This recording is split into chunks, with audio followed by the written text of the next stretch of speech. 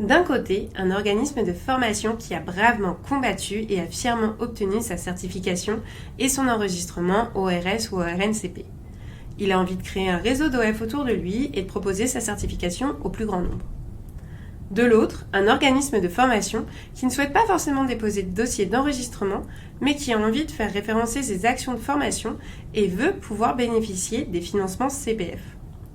Vous vous en doutez, ces deux-là sont faits pour s'entendre, et ça tombe bien, car il est prévu dans les conditions générales d'usage et de vente de France Compétences qu'il soit possible de créer un partenariat entre un organisme certificateur et un organisme qui sera dit alors comme préparateur. Un organisme préparateur, ça désigne du coup l'organisme de formation dispensant la formation en vue de l'obtention de la certification. Alors que l'organisme certificateur, c'est l'organisme qui est détenteur de la certification auprès de France Compétences. Alors concrètement, comment ça se passe ? Par un contrat de gré à gré, l'organisme certificateur va concéder temporairement et personnellement à l'organisme préparateur un droit d'exploitation de sa certification. Attention, ce droit est bien sûr non cessible. Toutes les relations contractuelles sont différentes, mais en général, l'organisme préparateur met en œuvre la commercialisation de la formation, assure son organisation administrative, technique et pédagogique. L'organisme préparateur est également chargé de l'évaluation des stagiaires conformément au référentiel de l'organisme certificateur. Très souvent, un entretien est prévu lors des premiers contacts pour comprendre comment fonctionnent les deux organismes et ce qu'ils attendent de cette relation commerciale. Attention, dans ce type de situation, l'organisme certificateur ne va pas se retrouver libre de toute obligation. Dès le début de la relation, il va devoir mettre en œuvre une assistance préalable nécessaire au profit de l'organisme préparateur. Il va devoir effectuer des contrôles de la formation dispensée et c'est lui qui délivre la certification attestant que des acquis des compétences visées par le référentiel. L'organisme certificateur vérifie notamment le respect de la démarche qualité par l'organisme préparateur et plus particulièrement les points suivants.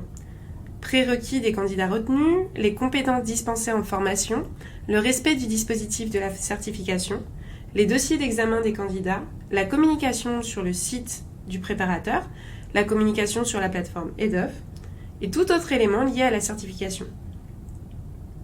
L'organisme préparateur va devoir effectuer régulièrement du reporting et se tenir à la disposition de l'organisme certificateur pour toute remontée de données ou d'informations.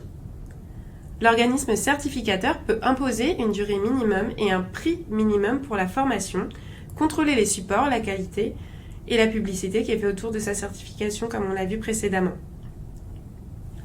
Bien sûr, ce type de partenariat a un coût. Les conditions financières varient beaucoup d'un partenariat à un autre, mais en général, elles prennent toujours un petit peu la même forme. L'organisme préparateur va payer un droit d'accès à la certification, puis il devra verser un montant fixe par apprenant formé. Pour l'organisme préparateur, il est donc important de faire un calcul de rentabilité, d'identifier combien d'argent va rapporter les financements CPF par rapport au coût de ce partenariat. Si vous souhaitez vous adosser à un certificateur, voici quelques conseils pratiques. Lorsque vous souhaitez vous adosser à un certificateur, n'hésitez pas à lui demander combien de temps est valable sa certification. Si la certification n'est pas renouvelée, sachez que les partenariats deviennent alors caducs. Autre élément important, lorsque vous vous adossez à un certificateur et que vous souhaitez par la suite vous lancer dans une procédure de certification, vous ne pouvez utiliser les promotions que vous avez animées en tant que locataire d'une certification, comme exemple de votre propre dossier de certification. Les données relatives à une promotion sont non cessibles, sauf à ce que le demandeur ait bénéficié d'un transfert intégral de la propriété intellectuelle de la certification ou du projet de certification. Enfin, autre conseil découlant de nos témoignages clients, ne mettez pas tous vos œufs dans le même panier. En effet, si l'ensemble de vos formations certifiantes sont avec le même certificateur et que celui-ci perd ses certifications, vous pouvez vous retrouver sans financement CPF. Donc n'hésitez pas à varier les certificateurs selon vos certifications. Pour finir sur une note positive, sachez que peu d'organismes de formation regrettent de s'être rapprochés d'un organisme certificateur. En plus de donner du poids et de la valeur à votre formation, cela peut également être une première étape afin de commencer en douceur à entrer dans le monde des certifications et du CPF.